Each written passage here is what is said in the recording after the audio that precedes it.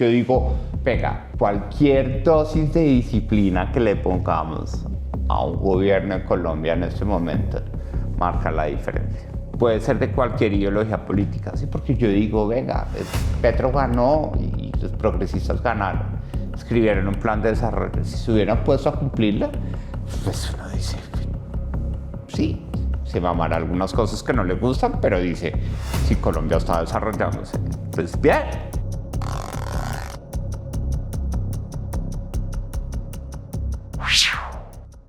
Juan Daniel Oviedo, Estamos. profesor, técnico, consultor, candidato, concejal y ahora podcaster. Cuénteme, ¿por qué empezamos estos espacios de podcast? Cuando uno se lanza al agua a un nuevo proyecto, uno tiene que echar mano de todas las herramientas que tiene a su disposición. Y hoy en día la exposición de los votantes alrededor de los nuevos modos de expresar ideas y de comunicar, como por ejemplo los podcasts, se vuelve una tendencia, lo hemos visto en el contexto internacional y en el contexto nacional. Entonces, qué bueno que podamos abrir este canal y demostrar primero que tenemos ganas de contar más y mejor lo que pensamos y lo que proponemos, pero que también nos interesa muchísimo que todos estos nuevos canales nos permitan retroalimentación de vuelta, ¿sí? Porque esto no se trata solo de echar un discurso, sino de saber qué piensa la gente y cómo podemos ir organizándonos en el camino para lograr nuestro objetivo, pues que en este caso es la presidencia de la República. En este primer capítulo o episodio queremos saber quién es Juan Daniel. Y uno de los factores más importantes para saber quién es una persona es la niñez. Y quiero saber, ¿Juan Daniel nace en una cuna de oro? No, es decir, yo creo que de oro de ilusión, sí. Es decir, nacido en Villaluz, crecido en Normandía, sí. Adolescente en Cedritos, adolescente adulto en Cedro Golf, pues no es cuna de oro. Sí, porque yo he escuchado muchas historias de pequeño de que mi mamá tenía una ilusión muy grande de tener a su tercer hijo, porque era su nueva vida. Sí, ella ya había tenido a mis hermanos Roberto y Margarita con una primera vida que tuvo la posibilidad de cambiar y comenzar una nueva vida en ese momento con mi papá, y ella estaba muy ilusionada. Entonces, seguramente cuna de oro sí tuve, en el sentido en que la cuna me la hizo mi abuela, sí, que es como de lo más importante para mi vida. Pero eso, cuando ya lo traducimos a la realidad, que todo el mundo dice cuna de oro es estrato 20, no. De la familia, se podría decir que viene de una familia tradicional con los valores, pues tradicional. No tradicional, no es disfuncional. Es Bueno. una familia bastante rara en el sentido en el que mi mamá quería volver a hacer su vida completamente, ¿sí? Y eso es difícil, sobre todo cuando pues la evidencia muestra que, como lo digo coloquialmente, mi papá no era solo piloto, sino avión. Es decir, nosotros éramos una familia de 3 que tenía mi papá, ¿sí? Entonces eso no es tan tradicional en Colombia. Lo que sí es tradicional son esos episodios de violencia psicológica, de violencia económica que vi claramente en contra de mi mamá, pero al mismo tiempo también es muy tradicional ver ese amor de las mamás por, sobre todo, no permitir que esas tensiones pues afectaran el desarrollo de mis hermanos y el mío en nuestra familia. Entonces es una familia que lidió sus problemas y en algún momento se disolvió, como sucede hacia 1991 cuando mi mamá y mi papá se separan y empezamos una nueva vida con mi mamá. ¿Tiene tatuajes con Daniel? Sí, tengo uno acá en el cuello que es para mí. Sí, solo lo puedo ver yo al espejo. Y ese es el nombre de mi abuelo, Plutarco. Sí. Sí. ¿Quiere hablarnos un poco de qué significó él en su vida, en su niñez y en su formación de lo que es ahora? Mi abuelo, no, pues mi abuelo pues fue el que me hizo la cuna. Todavía tengo la cama que me hizo mi abuelo. Uno no tiene que decirle a la gente todo el tiempo. Yo creo, no sé, sino que son los actos, son los hechos los que lo llevan a uno. Y yo moriré convencido que él es el único que ha creído en mí plenamente. Y eso me ha llevado a una lucha muy bonita en lo personal por la credibilidad, ¿sí?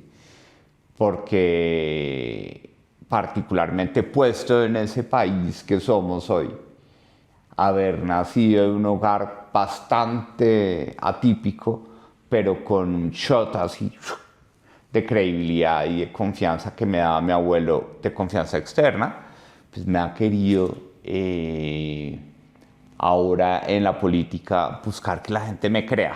Ese es mi propósito del día a día, buscar que la gente me crea y que se puede cumplir un objetivo en ese país tan incrédulo que lo crean a uno. Entonces él fue esa persona que me dijo o me hizo sentir como, a pesar de todas las dificultades, yo creo, no sé, ¿sí? Y usted va a sacar adelante esa casa y usted va a triunfar y a usted le van a salir bien las cosas. Y además representa para mí un componente de singularidad. ¿Sí? Yo creo que pocas historias, no me voy a poner a calcular la estadística porque es muy difícil, pero pocas historias de vida coinciden en que el sustituto de un papá para uno sea un abuelo en las circunstancias de que él, mi abuelo y yo nacimos el mismo día. Entonces, bien particular, 16 de marzo. Eso también me marca muchísimo y por eso lo llevo aquí en el cuello, porque sí, chévere que le respire a uno en la nuca el hecho de que hay alguien que cree en uno, que puede hacer las cosas y que sobre todo las puede hacer pensando en que la precisión es algo tan diverso, pero tan útil, que la precisión en la carpintería es tan útil para que una cama no se dañe por exceso de uso, ¿sí? O una silla no se dañe por exceso de uso, que admiro muchísimo ese legado alrededor de la precisión. Y bueno, cuando me echo mis trajitos también me acuerdo de él porque tenía fama de tomatrago. Entonces, chévere. ¿Qué tipo de estudiante era Oviedo? El nerd Daniel, sí. Entonces, ¿qué pasó? Que como a mí me la montaban muchísimo, todavía ahora me la monta que tengo voz de señora, me dicen, en redes sociales. Chévere, sí. Entonces, así como hoy tengo voz de señora, de chiquito tuve voz de niña. Sí. Entonces, yo primero fui un estudiante normalito. Muere mi abuela. Y yo digo como, uff, sí, como ahora, como, ¿quién va a creer en mí? Sí, como, ¿qué voy a hacer? Sí. Me acuerdo tanto que fue el viernes justo antes de que empezara Semana Santa. Sí. Me dejó la ruta y vi que ya estaba una mano de carros en la casa y yo, se murió mi abuelo. Y yo dije, ¿qué me voy a poner a hacer? Y pues yo dije, a estudiar, ¿sí? Porque ya empezaba yo a entender a mis 10 años que mi papá a veces le sacaba en cara a mi mamá el pago de la matrícula, ¿sí? Entonces yo dije, no, tengo que lograr no ser una carga para Miriam Arango. Entonces dije, me voy a volver el mejor estudiante. Y con eso tuve la disculpa perfecta para que no me molestara nada de lo que me hacían, ¿sí? Entonces, bien. Entonces me hice como un parche de amigos en el colegio. Era un colegio solo de hombres. Un estudiante muy tranquilo, que también hizo cosas no tan legales como vender chocolates de contrabando. Pero necesitaba empezar a ahorrar plata en ese propósito. Pero sí me dediqué a estudiar y ese estudio me ayudó un poco a ponerle un propósito a esa soledad que genera el matoneo. Y es pues, que al menos no pierda el tiempo echando globos para el techo, sino sacando buenas notas. Y era un estudiante muy perfeccionista, era llorón. ¿Sí? Entonces, yo sacaba 9,5 sobre 10 y lloraba. ¿Por qué no saqué 10? ¿Sí? Entonces era una persona obsesionada con el éxito académico porque el primer puesto del curso era que dependía de que me ganara la beca para que mi papá no tuviera que sacarle en cara a mi mamá que me estaba pagando la educación. ¿Qué es el éxito para Juan Daniel? Yo creo que más, yo estoy muy en la lógica, parezco adoctrinado con eso, pero me parece chévere, es como estar uno preparado para cuando pasen las cosas, ¿sí? Es decir, que lo coja uno una sorpresa con los pantalones bien puestos es lo mejor que le puede pasar a uno, ¿sí? Porque que pase una oportunidad y uno sin estar preparado, pues en el caso mío llevaría una carga de culpa muy grande, ¿sí? Diría, ay, ¿por qué no aprovechar la oportunidad? Entonces yo creo que el éxito más que un estado es una actitud, es, venga, preparémonos y estemos listos para que cuando pasen cosas malas las podamos abordar adecuadamente y las buenas pues las podamos aprovechar. ¿Cómo termina Juan Daniel en Europa? ¿Por qué termina allá? ¿Qué hace allá? Eso tiene que ver con un tema académico.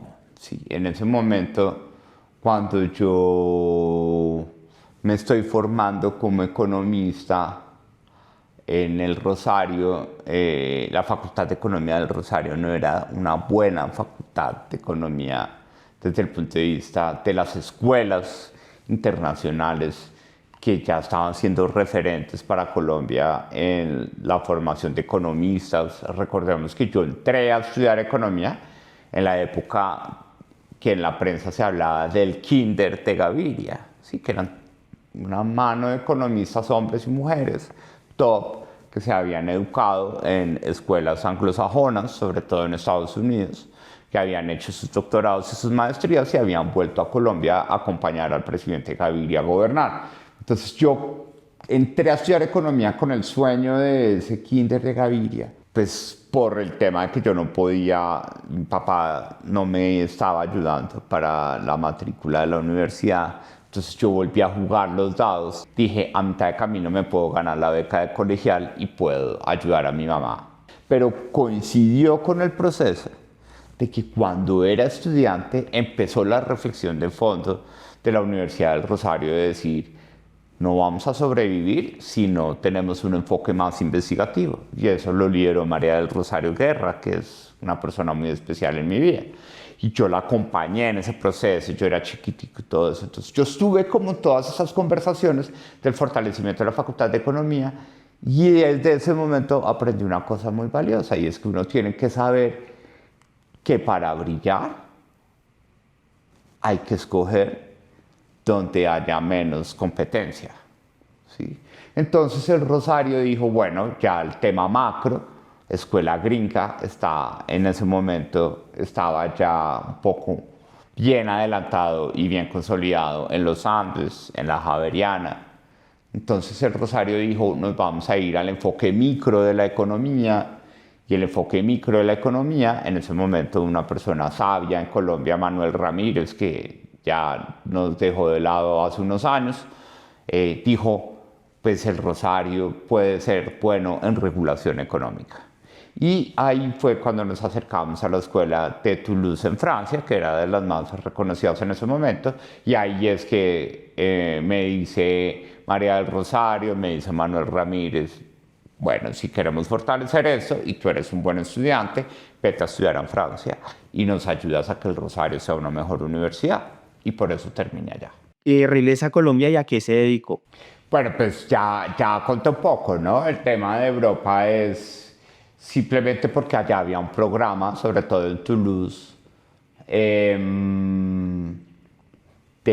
un doctorado en economía, que a pesar de estar en Francia era en inglés, que tenían plata para traer talentos extranjeros, entonces con eso yo recibí una plática también de Toulouse. Europa es un Oviedo de 22 años.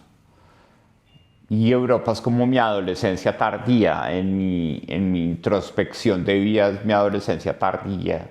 Esto de verdaderamente tengo una conversación conmigo mismo y a pesar de tantos dilemas, asumo mi homosexualidad, conocí gente maravillosa, esa experiencia del amor me llevó a aprender con un incentivo muy chévere un idioma, ¿sí? Que no es aprenderlo para trabajar, para que le entiendan a uno trabajar, sino que le entiendan a uno en una relación, en una vida. Entonces conocí gente maravillosa, aprendí francés, me hice mi inmersión, esa palabra que me ha causado problemas, pero me metí en el mundo francés, ¿sí? Me causó problemas porque la colonia colombiana me odiaba, ¿sí? Porque todos, venga, que vamos a hacer empanadas. Y yo, empanadas voy a comer cuando vuelva a Colombia. Yo quiero comer es croissant y quiero comer es quiche y todo. Pero me ayudó a tener una experiencia cultural muy chévere.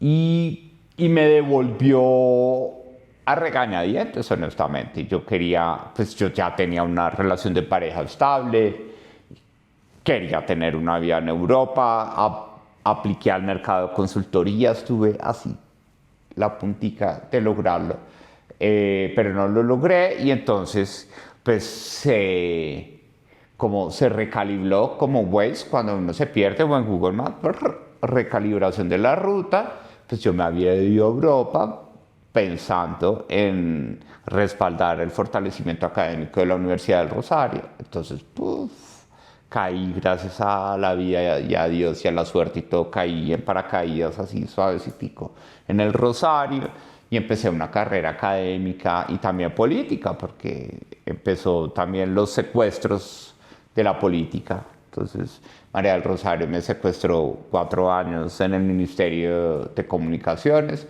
y después el DANE me secuestró 4 años para la dirección del DANE. Eso fue lo que pasó.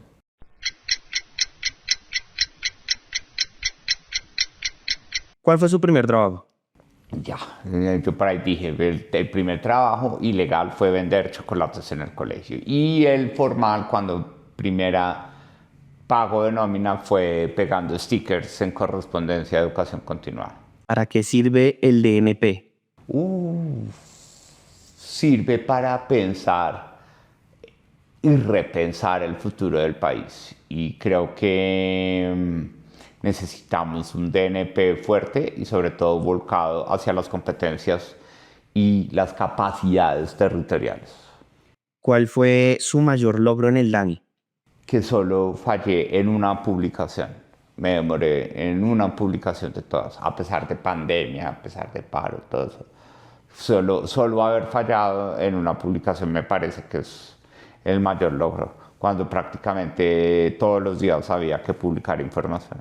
¿Cuál fue la mayor frustración en el DANE también? Que el sindicato pensara que soy un negrero esclavista porque era exigente y me daba cuenta de los errores que se cometían. ¿Qué lo obsesiona a Juan Daniel? Eso, que me crean. Es decir, parte como de las cosas chéveres que me ha traído la política es que he descubierto eso, que mi obsesión es que me crean. ¿Qué lo saca de sus casillas? La mediocridad. Y cuando la mediocridad se manifiesta en un equipo que empieza a tirarse, ¿sí? El excremento de persona en persona, ¿sí? Y todos quedan untados y queda uno triste porque no se asume la responsabilidad de quién fue la causa y cómo lo vamos a solucionar. ¿Qué siempre hace Juan Daniel? Limpiar las manchas de dedos en los vidrios, si es algo que no va conmigo. Y por las mañanas revisar que las camisas estén organizadas por los colores, las blancas, las azules, las deportivas, todo. Y algo que nunca hace.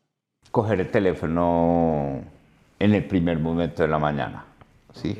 Eso me cuesta a veces porque hay periodistas que llaman muy temprano, como a última hora, pero no, yo procuro levantarme. El despertador es mi teléfono, me despierto y salgo a trotar y lo pongo en modo música y no miro qué está pasando. Trato de tener que esa trotada y el paseo de mora sean como desconectados del tema de eso. Y también lo que nunca hago es tirarme un plan de descanso por el teléfono. Sí, siempre, si estoy de descanso, el teléfono está lejos. ¿Cómo es una mañana en el día de Juan Daniel?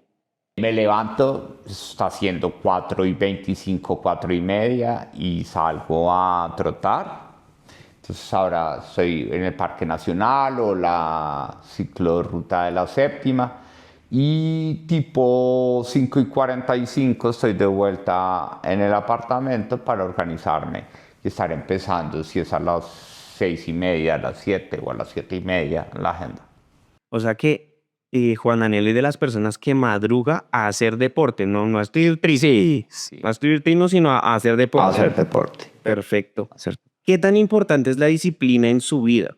Muchísimo, yo creo que es parte de los rasgos de la identidad que uno construye. Hay rasgos de la identidad de uno que uno no construye, sino que están dados, así como por ejemplo mi voz, ¿sí?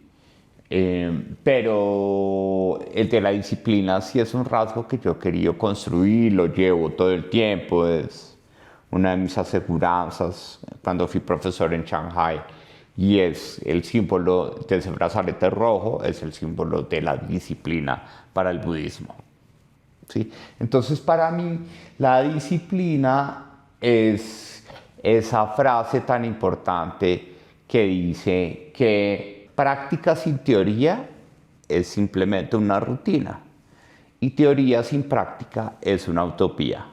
Entonces la disciplina es de esas cosas que tiene que estar en las dos frases para lograr que verdaderamente haya un equilibrio entre la teoría y la práctica a la hora de ejercer el liderazgo. Entonces yo creo que de una u otra forma hoy quiero ser un líder y quiero ser un buen líder. Y la mejor forma de ser un buen líder es siendo disciplinado.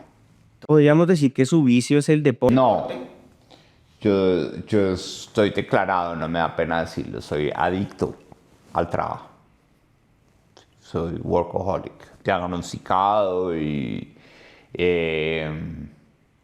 no trabajar a veces me genera culpa. Entonces, técnicamente lo tengo que decir abierto y pues lo manejo y trato de controlarlo, ¿sí? Pues porque es una enfermedad, no es un don. En su justa medida puede ser un don, pero pues se vuelve una enfermedad porque si uno se siente culpable de no trabajar está fregado. Y eso me pasa a veces a mí en algunos momentos de la vida. Entonces, el deporte, más que el vicio, es como el que me desvía de ese vicio, ¿sí? ¿Por qué? Porque para mí el deporte, no importa lo que haga y donde lo haga, es como un check de un propósito. Y es decir, lo logro. Además, si uno hace deporte todos los días, menos probabilidades tiene de morirse. ¿Sí? Entonces, si uno puede aportar algo para que uno pueda tener energía, pues que mejor hacerlo bien.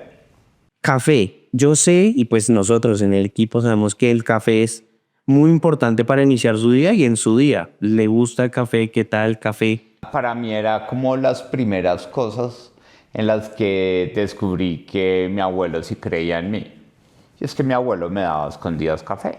¿Sí? Mi mamá lo regañaba, que no, que Juanito está muy chiquito porque le da café, no sé qué. Entonces, el café es muy el recuerdo de mi casa, de mis raíces.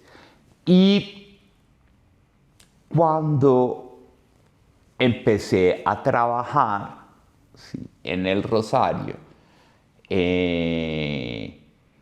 las señoras del café siempre eran buenas amigas mías. Entonces empecé como a tener una relación del café con la amistad. Después cuando llegué a Europa, el café fuerte, el espresso, la cafetera italiana, sí, porque era la forma más barata de hacer café. Y el café, porque yo soy un trasnochador, madrugador también por efectos de trabajo. Es decir, cuando hay mucho trabajo, me levanto no a las 4:30, sino a las 2 y procuro trabajar de 2 a 4:15 y me preparo para salir a trotar a las 4:30. Entonces, eso necesita café. ¿Sí? Claro, sí o sí, tiene que haber. Y lo chévere es que el café me habla y es que todavía no me duerme. Y hablando pues de la Universidad del Rosario y pues de esta parte de la academia, un presidente profesor, ¿cómo llega usted a la academia? ¿Por qué usted cree que esta parte de la educación es un pilar fundamental para un presidente? Yo, claro, era el niño rechazado del colegio. Entonces, mis entornos de juego eran siendo una muñeca de mi hermana. ¿Sí? Entonces, mi hermana jugaba a dar clase y ella era la profesora y sentaba todas sus muñecas y de paso me sentaba a mí. Entonces, yo recibía las clases de matemáticas y de lectura. Y mi hermana hoy es licenciada en preescolar. Yo creo que ese gente de la vocación de enseñar viene de familia y para mí se volvió algo productivo, ¿sí? Porque yo era un nerd generoso, ¿sí? Yo no era el típico nerd tapado que no prestaba los apuntes. Yo prestaba los apuntes, yo explicaba, ¿sí? Entonces con eso me ganaba indulgencias de personas que ya dejaban de montármela porque sabían que era un nerd generoso, ¿sí? No era el típico nerd tacaño que conocemos tradicionalmente. Entonces, explicar me ayudó también a ser amigos y a ser amigas, ¿sí? Explicando terminé enamorándome de una mujer, ¿sí? En la universidad, por ejemplo. Entonces, sí, la pedagogía para mí es algo importante. Me parece que es dentro de ese símbolo de la disciplina. Sentirme apto para enseñar implica sentirme preparado más de la cuenta de lo que simplemente se prepararía un estudiante para responder una pregunta. ¿Un profesor como Omiedo puede aportarle al país? Bueno, pues sí, cuando miedo es un apodo cariñoso, sí, chévere. Y yo creo que parte de ese apodo, sí, porque mi apellido es Oviedo, pero mis estudiantes decían que yo era el profesor Omiedo.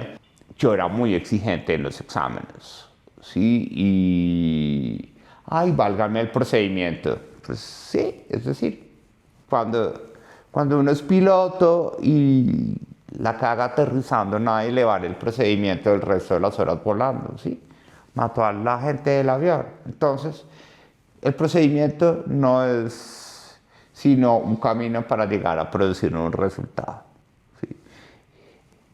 Entonces, esas reglas, creo yo que a pesar de que me llamaban Omiedo, me gané varias veces el premio a la docencia de excelencia y sobre todo porque me encargaba muchísimo de retroalimentar muy bien el trabajo de los estudiantes, ¿sí? A veces los confrontaba, ¿sí?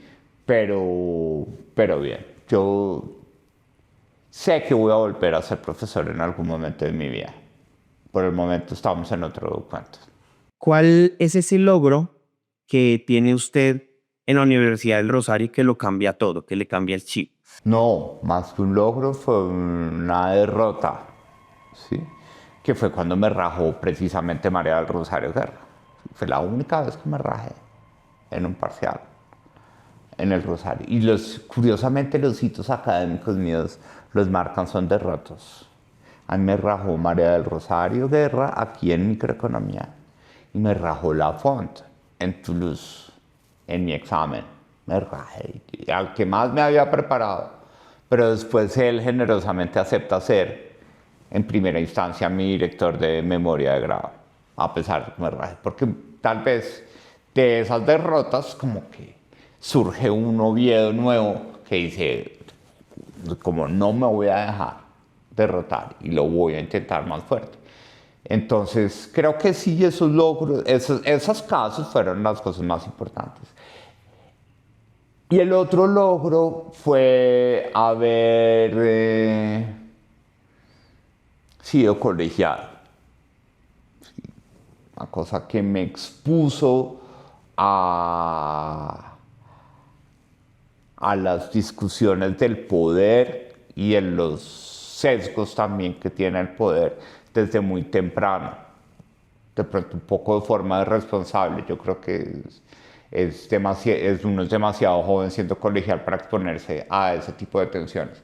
Pero sí, también me siento súper orgulloso de haber sido colegial del Rosario. Que si izquierda, que si derecha, pero usted es marcado de centro. Sí, es decir, en el proyecto político, sí. Yo como persona he puesto, cuando me lo preguntan, he puesto centro derecha. Pero el proyecto político que quiero liderar es un proyecto de centro. ¿Sí? Más que mostrarle matices a algo que todavía la gente no entiende, porque en Colombia nadie entiende qué es el centro, pues creo que lo mejor es decir, vamos a hacer una apuesta de centro, con carácter, clara, ¿sí? Sencillita, precisa. Esto es algo que yo creo que a muchos en otras regiones les sorprende y es que a la mayoría de los cachacos cuando vamos a otras regiones nos hacen el feo, nos dicen este cachaco, este rolo, pero usted llega a región y no le pasa eso. ¿Cómo vive usted esa parte? Pues yo creo que en eso me ha salvado el acento gomelo, ¿sí?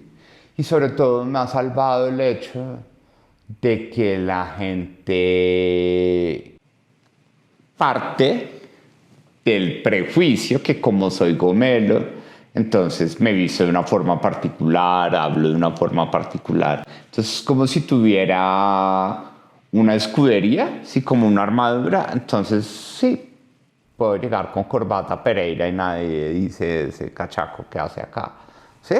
O en Barranquilla sí lo dicen, ¿no? O sea, no, ay, ¿cómo se qué hace con corbata acá? Sí, pero cada cual se viste como quiera. Entonces yo creo que es mi acento y me pasa muchísimo, sobre todo en los aviones, ahorita que viajo tanto, y es que la gente, los de atrás o los de adelante, cuando me escuchan hablar algo y escuchan mi voz y mi acento, dicen, esa fue la forma de reconocerlo, que usted estaba acá. Entonces hay una cosa curiosa y es que por la que me lo han montado toda la vida, hoy termina siendo un factor de identidad y de reconocimiento. ¿Es verdad que está corriendo maratones por todo el país? Bueno, tampoco por todo el país, solo he ido a Pasto y a Barranca Bermeja, pero bueno, ya he salido de Bogotá, que es lo importante, sí, y solo estoy dándole a la 10K, todavía siento que el 21K es como una cosa lejísima, o sea, algún día me voy a animar, por el momento nos estamos entrenando a punta de 10K para la presidencia. Pues no muchos saben que su merced es sordo y tiene su discapacidad auditiva. ¿Y usted cree que un político sordo sí pega? Bueno, lo primero es que para mí es supremamente útil porque yo lo escucho por la derecha. Sí, entonces curiosamente todo el mundo dice que yo soy un uribista tapado. Pero pues sí, pues, haciendo las coincidencias de la vida, yo no escucho no oigo por la oreja derecha. Tuve un accidente en 2014, fue un accidente de esas cosas en las que uno dice, la vida no sabe qué le trae a uno. ¿Sí? Me paré rápido, me caí como un palo de escoba y me toteé ese oído. Ya eso empezó a ser una señal, el destino como que de un gran problema de mi desarrollo fisiológico alrededor del encapsulamiento del oído dentro del cráneo. ¿Sí? Eso le quedó blandito a mi cabeza. Entonces eso me pone en riesgo de perder completamente mi audición. Yo creo que sí le sirve a Colombia tener a un Oviedo sordo, porque a Colombia le sirve tener un Oviedo que no quiere ser víctima de sus propias limitaciones, ¿sí? Y que no quiere ser víctima de sus propias barreras, que se preocupa por escuchar y curiosamente hoy hace una campaña política diciendo que lo importante es escuchar. Y sobre todo porque es duro. Manejar esto es duro porque todo el mundo piensa que la sordera es silencio, pero no, la sordera es ruido, porque el cerebro queda loco diciendo, ¿cómo así que yo no escucho lo que pasa afuera? Entonces el cerebro se inventa ruidos como los que están sonando en este momento en mi cabeza mientras estoy hablando. Entonces también le ayuda a uno, ya que me lo preguntas de forma pragmática, a que un oído sordo es un oído que se concentra en cada momento de su día para lograr dejar de escuchar esas chicharras y concentrarse en lo que está pasando. Este podcast, y creo que es una gran iniciativa, principalmente este episodio para que la gente lo conozca, el profesor, el técnico, el consultor, el candidato, el concejal y el presidente. Sí, chévere. Yo cada vez más me convenzo de que las ilusiones que me genera ese cargo son ilusiones que, uno, primero me llenan como persona, sobre todo porque no las siento con la ilusión de una obsesión y de que ese sea el final, sino que hoy también me ilusiono del después de eso. Curiosamente, eso es como mi cerebro. Hoy me ilusiono del después de mi vida de expresidente. Entonces, eso es chévere, ¿sí? Porque cuando uno también se ilusiona del después, pues no se obsesiona con el primer premio. Entonces, chévere cómo llegar a hacer eso. Y yo digo, venga, cualquier dosis de disciplina que le pongamos a un gobierno de Colombia en este momento marca la diferencia. ¿Sí? Puede ser de cualquier ideología política, ¿sí? Porque yo digo, venga, Petro ganó y los progresistas ganaron. Escribieron un plan de desarrollo. Si se hubieran puesto a cumplirla, pues uno dice, sí, se mamará algunas cosas que no le gustan, pero dice, si Colombia está desarrollándose, pues bien, ¿sí? Pero es que no han hecho nada, ¿sí me entiendes? Entonces, una dosis de disciplina en un gobierno, pues sé que va a marcar la diferencia en esa obsesión ya dentro de nuestro programa político, que es el desarrollo de Colombia, el desarrollo.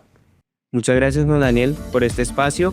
En el siguiente episodio pues tendremos ya diferentes. No se lo vayan a perder, que esto es una invención de Fernando. 48 años, papá de Mora, pareja de Sebastián, un político de centro pero que toma posición, sin extremos, disciplinado, corre maratones, está en la carrera a ser presidente de Colombia y hoy es concejal de Bogotá. Pero eso será otro podcast.